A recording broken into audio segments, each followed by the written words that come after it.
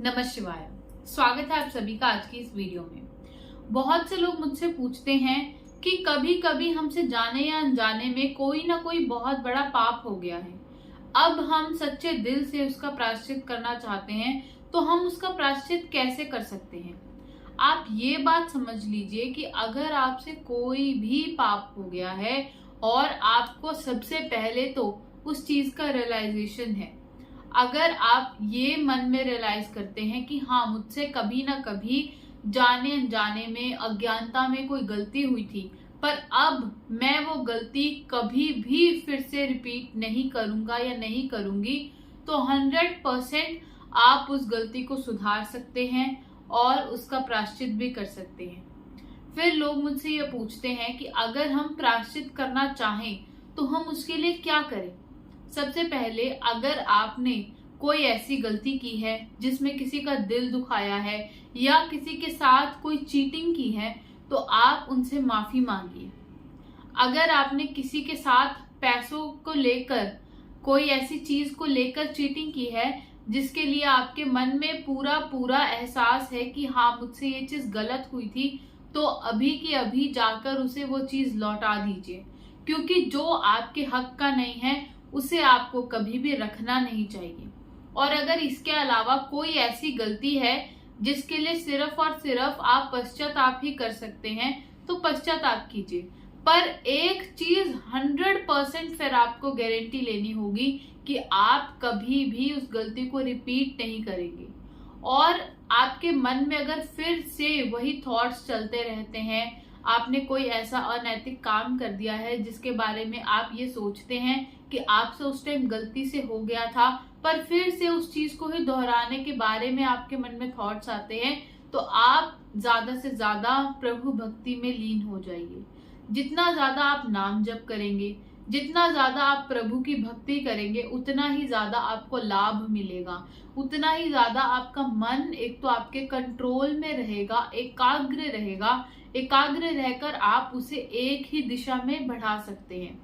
और उसके अलावा आप सत्संग सुनिए। जो भी अच्छे अच्छे आपको संत लगते हैं, जिनकी भी वाणी, जिनकी भी लैंग्वेज आपको समझ में आती है, वही आपके लिए सबसे पहले तो बेस्ट है।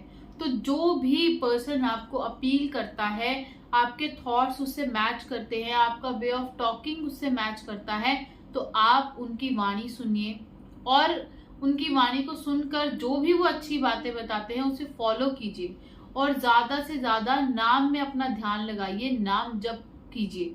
जितना ज्यादा आप नाम जप करेंगे, आपके पहले के पाप भी कटेंगे, और जो आपने बड़े से बड़ा पाप भी अगर कोई कर दिया है तो वो भी आपके कर्मों से दूर हो जाएगा। मतलब कि आपको उसका भोग भोगना नहीं पड़ेगा। आप ये समझ लीजिए कि जो आपके पिता हैं, वो आपने देखा होगा कि अगर आपसे कोई गलती भी हो जाती है तो आपको बहुत ज्यादा डांटते हैं, फटकारते हैं, और कभी कभी वो आपकी माता जी को भी कुछ ना कुछ कहेंगे कि आपने ये कर दिया, वो कर दिया। पर आप हमेशा देखना, जब भी कोई ऐसी प्रॉब्लम आएगी जहां पर आपको आपके फैमिली की, स्पेशली आपके फादर की जरूरत होगी, तो वो हमेशा आपके साथ खड़े मिलेंगे। चाहे उसके लिए उन्हें अपना सब कुछ यूज करना पड़े, चाहे वो पावर है, चाहे वो कॉन्टेक्ट्स है, मनी है, जो भी यूज करना पड़े वो उसे यूज करेंगे और आपको बचा ही लेंगे, आपने जैसी भी गलती की हो। पर उस गलती करने के बाद आपको एक चीज जरूर गांठ बांध लेनी है कि जो एक बार हो गया सो हो गया, दोबारा आप उस चीज को नहीं करेंगे। आपने अगर ये संकल्प ले लिया तो फिर आप उस जो पाप है उसके दंड से 100% बच सकते हैं। और आप भगवान से प्रार्थना कीजिए, क्योंकि जब आपके जो पिता हैं उनके पास तो फिर भी एक लिमिटेड पावर ही है, या आपके प्रति भी वो उतनी ममता या करुणा नहीं रख सकते जितना वो परम पिता परमात्मा हम सबके लिए रखता है।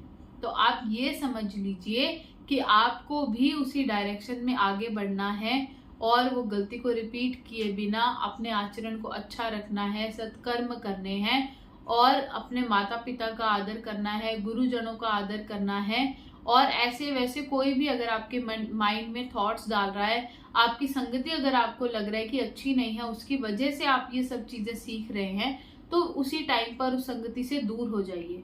क्योंकि कहते हैं कि एक बार गलती से पिया हुआ जहर भी अगर आप भगवान से प्रार्थना करें तो उसका भी असर वो कम कर देंगे। पर अगर आप रोज रोज रोज रोज जहर ही पीते रहेंगे, यानी कि रोज रोज गलती ही करते रहेंगे, तो वो भी कितने टाइम ही आपको माफ करेंगे। फिर वो सब चीजें आपके प्रारब्ध बनते हैं, फिर वो प्रारब्ध से आपके ऐसे कर्म बनते हैं, फिर आप ये सोचते हैं कि हमारी लाइफ इतनी खराब क्यों है, क्यों भगवान हमें सजा दे रहा है। हम ये भी बोलते हैं कि किस जन्म की सजा दे रहे हो, क्योंकि इस जन्म में तो मैंने पाप नहीं किए। तो यानी कि आप भी ये चीज समझते हैं कि हमारे प्रारब्ध है, हमारे पिछले जन्मों के कर्म हैं जिसे हम अभी भोग रहे हैं, और शायद उनकी वजह से हमें प्रॉब्लम आ रही है। तो आप ये समझ लीजिए कि इन सब चीजों से निकलना है तो एकमात्र तरीका नाम जप ही है आज के मॉडर्न डे लाइफ में, जिसको आप कभी भी कहीं से भी कर सकते हैं और अपनी बड़ी से बड़ी गलती से भी, उसके दंड से भी छुटकारा पा सकते हैं। तो आप ऐसे ही ज्यादा से ज्यादा जप कीजिए और ऐसी गलतियां करने से जितना हो सके उतना बचिए, अपनी संगति को अच्छा रखिए। धन्यवाद। हर हर महादेव। जय हिंद, जय भारत।